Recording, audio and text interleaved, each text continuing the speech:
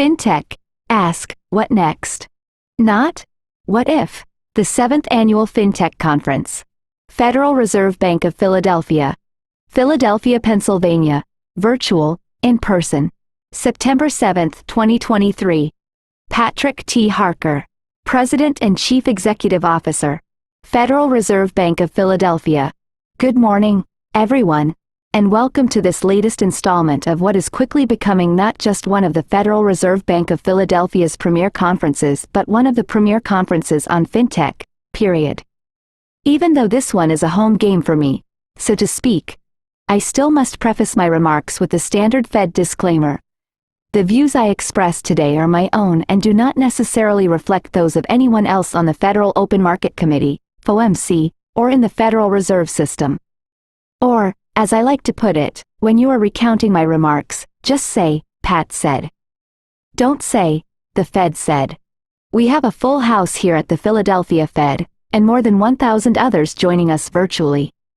While this is only slightly fewer people than Taylor Swift and Beyoncé drew to Philadelphia, it is an incredible number that speaks to much more than the expanding interest in fintech but also to the efforts of those who put this conference together. And with that, I must give my thanks to Julapa Jagtiani who leads this effort. She is so much more than just a terrific introductory speaker.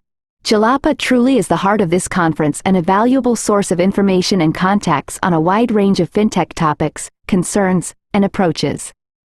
I also wish to thank our panelists and speakers, several of whom I am proud to call my colleagues within the Federal Reserve System, along with all the organizing partners of this year's conference. This truly is a strong team. And, of course, my thanks to each of you for joining us, whether in person or online. Now, this is a conference to which I always look forward to attending. After all, by education, I'm an engineer even more than I am an economist. So, any forum that stands at the nexus of these two disciplines is enough to pique my interest. As an economist, and especially as President and CEO of the Philadelphia Fed, my goal is to ensure a stable economy that provides opportunities for everyone to grow and succeed. As an engineer, and specifically as a civil engineer, my goal is to ensure a safe, reliable, and stable infrastructure, which provides opportunities for all communities to grow and succeed. And I am far from the first person to recognize this important interdisciplinary connection. In 1917, the then director of the College of Engineering at Northwestern University, John F. Hayford, wrote an essay in the Journal of Political Economy titled, fittingly enough, The Relation of Engineering to Economics, which contains the following. Economics and engineering are closely related. Economics has been defined as the social science of earning a living. With the same appropriateness, engineering may be defined to be physical science applied to helping groups to make a better living. 1. If you drill down below the surface of this statement, it becomes clear that both economists and engineers are looking for ways to make systems stronger, more equitable, and more efficient.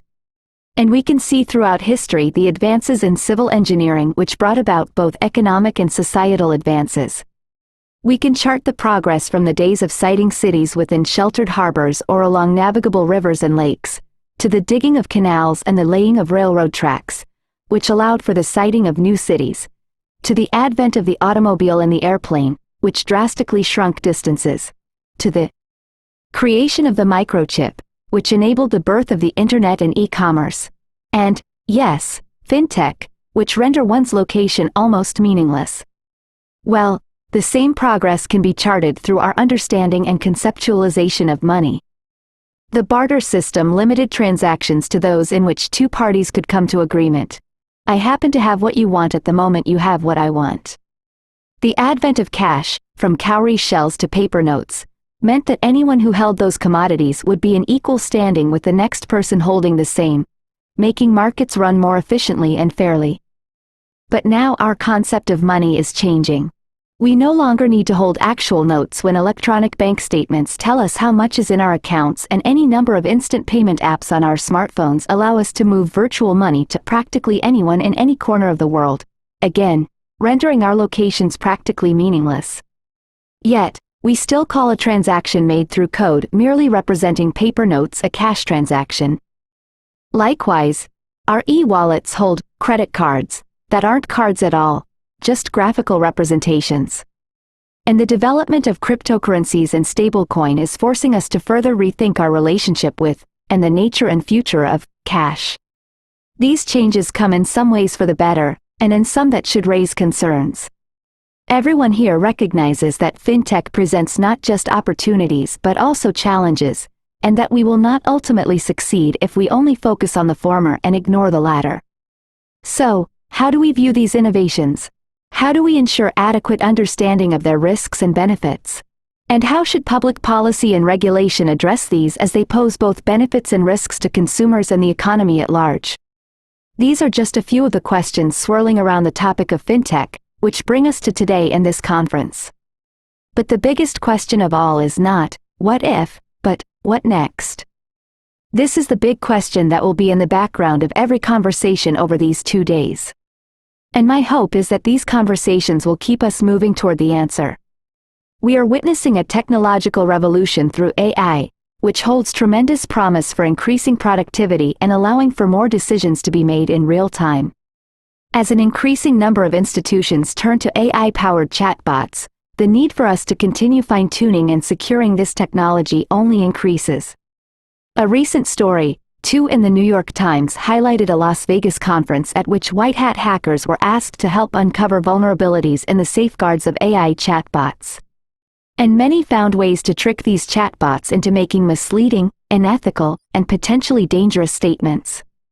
It's not hard to move from this situation to one of malicious hackers exposing security flaws to exploit unsuspecting customers at a financial institution into giving up sensitive identifying information. This is an instance where our ability to keep focused on what may be next will also ensure consumer confidence. And we at the Federal Reserve, both here in Philadelphia and system-wide, are going to remain focused on doing our part. For example, July saw the rollout of the new FedNow instant payment service platform. With FedNow, we will have a more nimble and responsive banking system. Within the 3rd District, we continue working with our banking partners to encourage their participation. Certainly, the Federal Reserve is not first past the post in creating an instant payment system. Other systems, whether operated by individual banks or through third parties, have been operational for some time. But by allowing banks to interact with each other to ensure one customer's payment quickly and efficiently becomes another's deposit, the Federal Reserve is fulfilling its role to provide a fair and equitable payment system. Another area where the Fed is providing thought leadership is in quantum computing, or QC. And I am especially proud that this system-wide effort is being led from right here at the Philadelphia Fed. Quantum computing has the potential to revolutionize security and problem-solving methodologies throughout the banking and financial services industry. Right now, individual institutions and other central banks globally are expanding their own research into QC. And just as these institutions look to the Fed for economic leadership, so, too, are they looking to us for technological leadership. QC holds tremendous promise for expanding capabilities far beyond those that our current systems allow. But we also know QC could allow for nefarious actors to pose a truly global cybersecurity threat, such as by hacking encryption algorithms.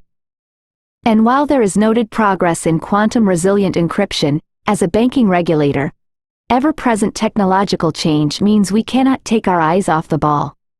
These examples are why the Fed will also continue its efforts to provide leadership in the areas of financial literacy and education, including the publications and materials we have made available for educators to take into their classrooms, to give consumers the tools they will need to navigate these new waters, make smart decisions, and protect their own futures.